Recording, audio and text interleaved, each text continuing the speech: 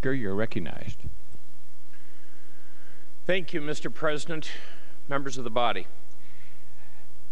At this point in our proceedings, it has been traditional to have one colleague introduce each and make remarks about each departing colleague.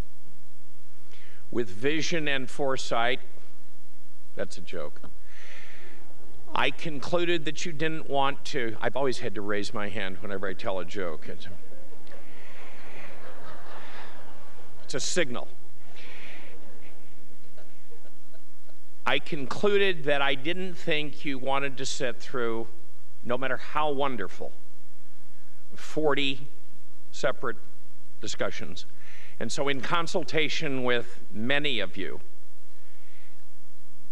and I think it actually sprang from a discussion with Senator Thompson, I came up with this idea that we'll have classes, and classes will have a representative.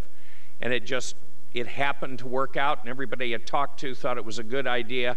And so I will return the microphone to Mr. President, and we will proceed with regard to class representatives. And you can figure out how those were selected, and I'll have a few other comments. Thank you, Speaker Beshear. The class of 2000, Senator Doug Cunningham, would you please come forward?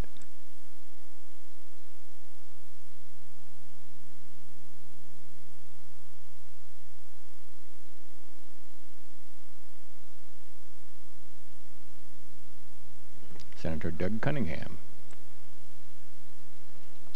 Well, thank you. I was going to tell you some jokes. I had a nice speech prepared, but with the late hour, I'm going to go by Senator Beshear's idea and get this over quick. I do want to just make a couple points. I am the only one in this class, so I don't have anyone to talk about. So.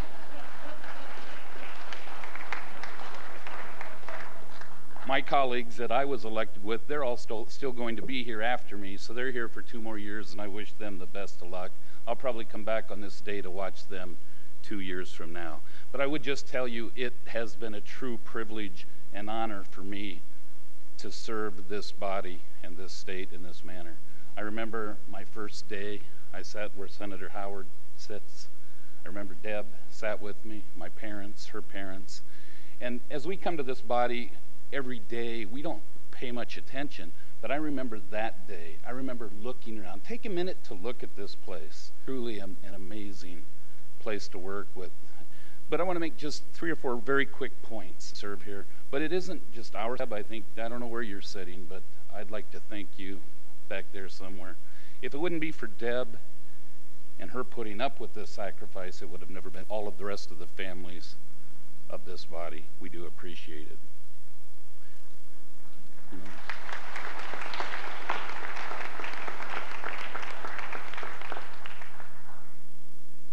You know, I think that senators, male or female, we all get a big head or maybe an overly inflated ego. But if we're all honest about it, if we're truly honest about it, and you think of all the successes we've had, look at our staff members. We wouldn't have had those successes without them. So I'd like to thank all of you. I also, government up front, you've probably all seen right through me and seen that, but I can tell you I will still have that building, a legislative issue or a constituent issue. And since being chair of the Business and Labor Committee, I've gotten to know the people in the Department of Labor and the Work Comp Court very, very well, and I cannot say enough good about them. So I thank them very, very much. And just in closing, I would like to say, even though some of you may not believe this, I am pretty stubborn, but all of you, having had the opportunity to work and serve with you, you have made me a better person leaving here today. So thank you. Senator Doug Cunningham.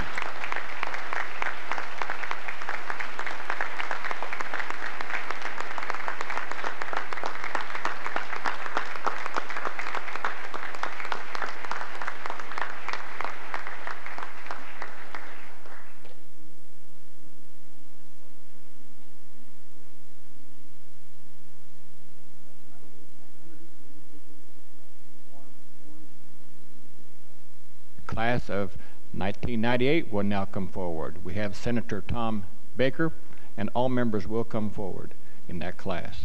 Senator Tom Baker, Senator Pat Bourne, Senator Dennis Byers, Senator Matt Keneally, Senator Bob Kramer, Senator Marion Price, Senator Pam Redfield, Senator Adrian Smith, who is not present, Senator Nancy Thompson. Are we all here? Well, I guess... Just 1 second, Senator Bourne. We'll wait for Nancy to be on stage. Jim cut it We back. can't forget Nancy. You are now.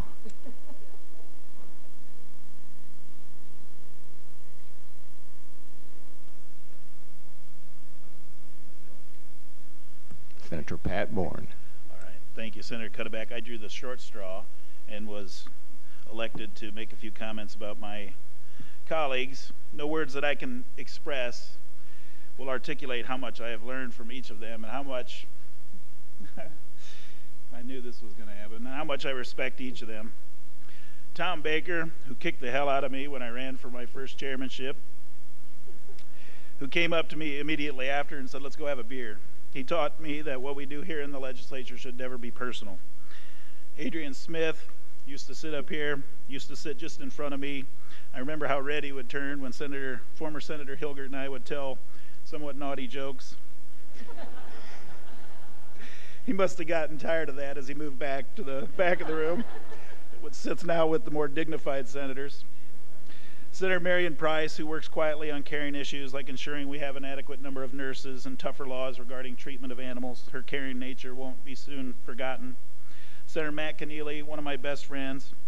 Matt and his wife Judy have devoted their lives to public service and making Nebraska a better place. My only hope is that Matt will find a job so that Judy can come to the legislature and serve. She'd do a much better job than Matt and take up a lot less space. Bob Kramer, a wonderful man who's worked tirelessly to make Nebraska more competitive in ethanol and value-added agriculture. Senator Redfield and her fantastic work on income tax and other business-related issues. Senator Thompson, who I have a tremendous amount of respect for, who I have made so angry at times I think she wanted to absolutely kill me, and yet she would invite me to her house shortly after one of our blow-ups, and other than making me sit out on her deck alone for dinner, treated me with the utmost graciousness. Senator Byers and his tireless work to make our Nebraska a healthier place, and his work on the Health Committee. We'll all leave here richer because of our experiences here. But I'll tell you, I leave with the best of all. I leave with 40 extra pounds due to all the Cutterback provided potato chips, Senator Combs M&Ms, and all those luncheon meetings. But to me, I leave here with the best of all, my beautiful wife, Renee, who I met when she was legal counsel to the Speaker. It's been a great experience. I was going to tell you what my last official act was. The governor kind of ruined it for me. My last official act was to steal the step stool that he uses to give his speech. But since he's already done that, I guess it kind of stole my thunder. It's been a great experience. I think the world of all of you, and thank you very much. Thank you, Senator Bourne.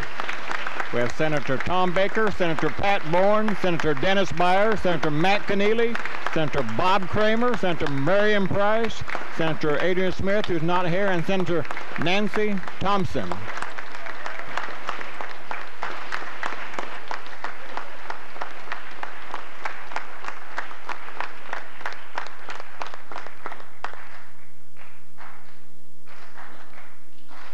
I knew they would do that. I knew they would do that. Time, we now have class of 1996. And that would be Senator Don Peterson. Senator Peterson, would you please come forward?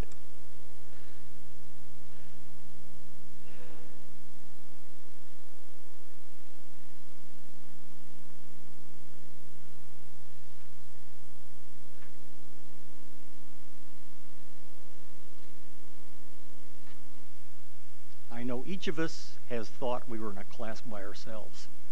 Now it's certified. I am in a class by myself. Doug and I. So I don't know how this happened exactly, but you know, 10 years ago, I came into the legislature. And at that time, I thought, 10 years ago? And now the time has just gone, well, alternately, it's gone just like lightning and like it was in tar. You know, we spent hours and hours and hours. And I can remember when I first got here, the first several years, I would go out in the lobby and I'd say, Don, what are you doing here? There are things that you could do at home. Why are you standing here doing this? And many of you, I'm sure, had that same feeling. Why are you even here? And then I got to thinking, as time has moved on, I realize why we're here. We are here to do really important things. We are here to pass laws and to help, hopefully, all of the people of making up 1.7 million of people of the state of Nebraska. We're in a representative capacity. We are, I've said this before many times, I may be a senator from North Platte, but I'm a senator for the state of Nebraska. I think we all have to remember that at all times. We're representing the entire state. And as I was thinking about how we represent the state, I thought, you know, we're not appreciated. And I think many of us have had that feeling. People do not understand what we do in this body. And I thought, why is that, do you suppose? And I really believe that it's for two main reasons. One is that we pass laws that restrict people's lives in some way. We've seen that the last few days. It changes the course of people's life. And the other one is the dreaded word TAX. We pass tax laws. And so these are two things that people can all have an opinion about, but unfortunately they very seldom inform themselves as to what you're doing and why you're doing it. So I wish that the whole state could have been here to have heard the, I think, very intelligent, thoughtful discussion that has been taking place even this last week. And I think it's really important for people to know. I've watched Congress in action. It doesn't even hold a candle to this group, either intellectually or understanding of the people that they represent. And I'm very, very proud to have served with each one of you. I think each one of you have left your own mark on this state. And I truly am very concerned that our successors, we're going to have 20 or 21, depending on elections, 21 new members of this legislature. And for those of you who are remaining, you have a real, real duty to make certain that they are assimilated into this body and that they recognize their responsibilities. But I just want to say that I feel a special concern about 10 people that are sitting up there in the balcony over here. That's the fiscal office. And to do the work for a $6 billion budget, they are the ones that are the architects for that. I'd like to have the fiscal office stand, if you would, please.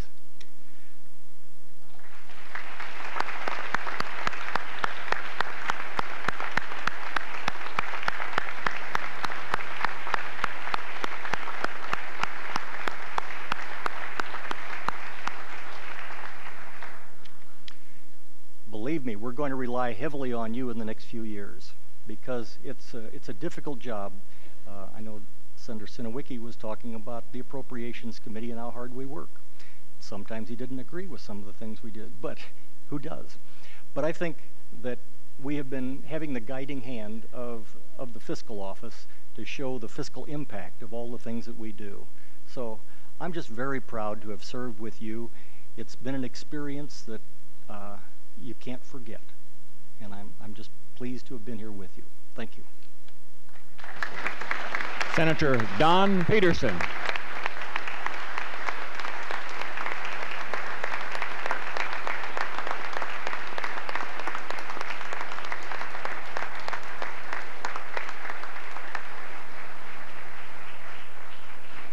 We now have the class of 1994. That would be Senator Kermit Bashir, Senator Pam Brown, Senator Jim Jensen, and Senator Elaine Stewart. Senators, please come forward. Senator Kermit Bashir, Senator Pam Brown, Senator Jim Jensen, and Senator Elaine Stewart.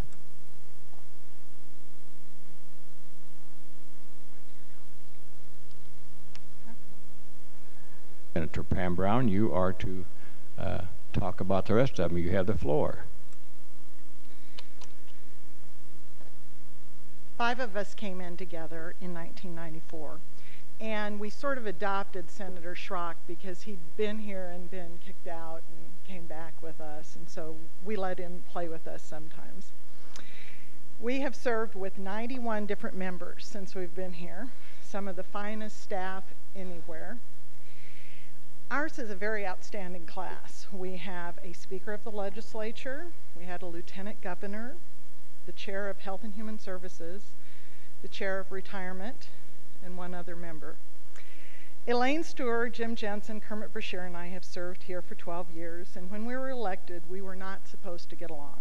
That's what everybody said. Elaine Stewart was outstate and the rest of us were urban. Jim Jensen had defeated an incumbent who was a really good friend of mine. Kermit Brashear was supposed to be wildly partisan and very pro-business, and the rap on me was that I would be very anti-business. We weren't supposed to get along, but we are very fond of each other. We were the naughty kids. Then, particularly the 3 of us and Senator Schrock, who all went onto the Appropriations Committee together. We thought we could and should run the train. Speaker Witham and Patrick O'Donnell, perhaps the best clerk anywhere, and Senator Werbine eventually whipped us into shape. Reflecting on careers is not easy. Sometimes focusing on single acts say more. For Senator Stewart, I would point to her support of 126. Now, for those of you who hate it, suspend that feeling for just a moment and look at how brave it was for her. Senator Stewart is almost iconically rural. She knew she would receive great criticism, but she did what she thought was right in spite of that criticism. That is the very definition of courage. For Senator Jensen, it was the reorganization of the mental health system, for which he has received much recognition already. And Jim, I really, really, really like you. It wasn't because of the size of the task or the difficulty of herding cats. It was, for me, his motivation. He did it for absolutely the right reasons. He did it because he believed that those of us who have mental illness deserve to be a part of our community. For Senator Brashear, and I expect that you expect that I'm going to cite his work as Speaker, but that's not it. For me, it was his leadership on our discussions on the death penalty. His passion for fairness when we talked about studying the death penalty. And his leadership during the special session on sentencing. The death penalty is the most solemn action of the state. And without his leadership, I don't know what I would have done on that issue. For me, it would be the Caterpillar Class Project. Not that I did that much, because many people were involved and did a lot on it. And not because of my management of the legislation, which was pretty ugly. But it was my legislative position and my willingness to be involved that brought it all together and made it happen. And each day I drive down from Omaha past that facility, knowing that after my legislative work is done, and maybe even after I'm gone, there will still be people working there and contributing to the state of Nebraska, and that's very special. I want to share one more story. I was flying to Washington, D.C. on September 11th.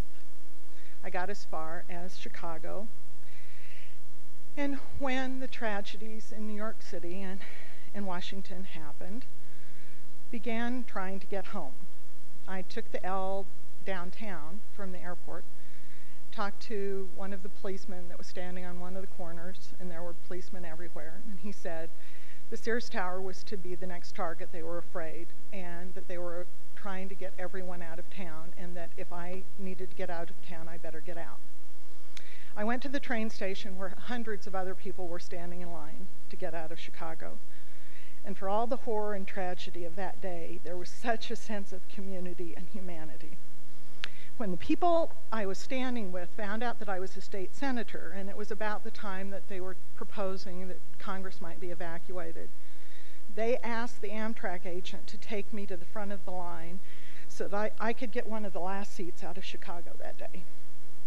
That day, for those people, I symbolized the system of government, a system that they believed in and wanted to know was secure. We all represent that system, and it is an awesome thing. The members of my class, Senator Stewart, Senator Jensen, Senator Beshear, and I are honored to have been a part of it.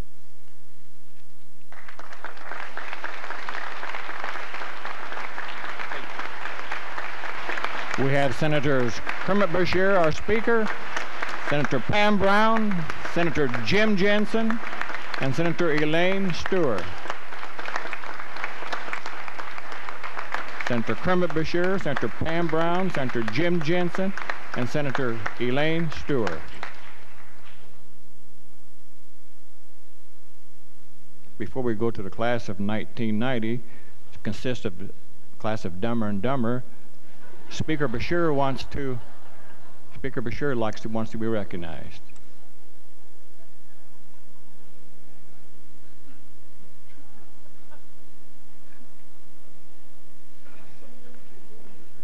You pick the order. Mr. President, members of the body, thank you. I just couldn't pass this up. You work on a procedure. You're told to make things orderly. You get everyone to agree. You think you've achieved consensus. And then you have to remember what it's like to be Speaker. Apparently at 3:30 this morning, from their separate beds, Thank you. Mr. President Cuddeback and Senator Schrock began some sort of a dialogue about who. Do you sometimes get to know more than you want to know? Begin a dialogue about who should represent their class. And they can't resolve it, and so it comes back to me. You know, into every life a little rain must fall. I am greeted this morning, I always start with what's our first problem? Senator Schrock and Senator Cuddeback want to share the time.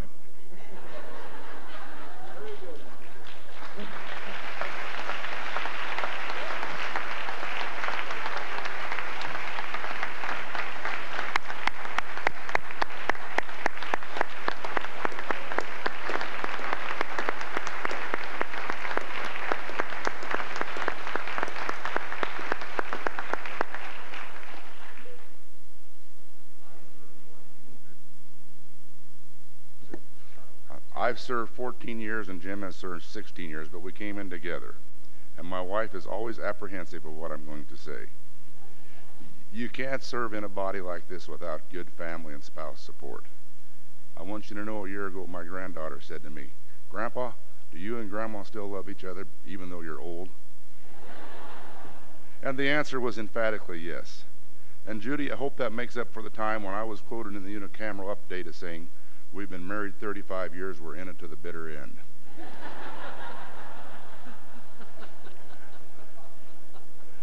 I want to thank KOR for her appointment of me back in 1990. I want to thank my staff, especially Barb and Jody, who've been with me 12 years. You're the greatest. I want to thank the 49 senators. I have said it so many times back home. I serve with 49 of the greatest people in the state of Nebraska, whose only agenda is to do what's best for this state. Senator Beitler, my farmer friends don't always understand when I tell them you're one of my best friends. I've enjoyed my neighborhood back there for the last 10 years. And you guys are great. I know you think I'm crazy from time to time, but when you serve in a body like this, you kind of bond, and the rest of the state doesn't understand. But it's almost like, it's like a fraternity. Nobody understands but us, and I don't know how you explain it. You know, outside of my family, Jim's my best friend. And Senator Beshear, you're right. At 3:30 this morning, we had a conversation. I woke up and couldn't sleep. You all know how tight Jim can be, or at least perceived to be. He said to me, "Senator Schrock, He didn't say Senator Schrock, he said Ed. He said, and you won't like this, he said, I hope the pay increase doesn't pass. He said, I would pay to serve here. Can you believe that? You know, We weren't in the same bed, by the way.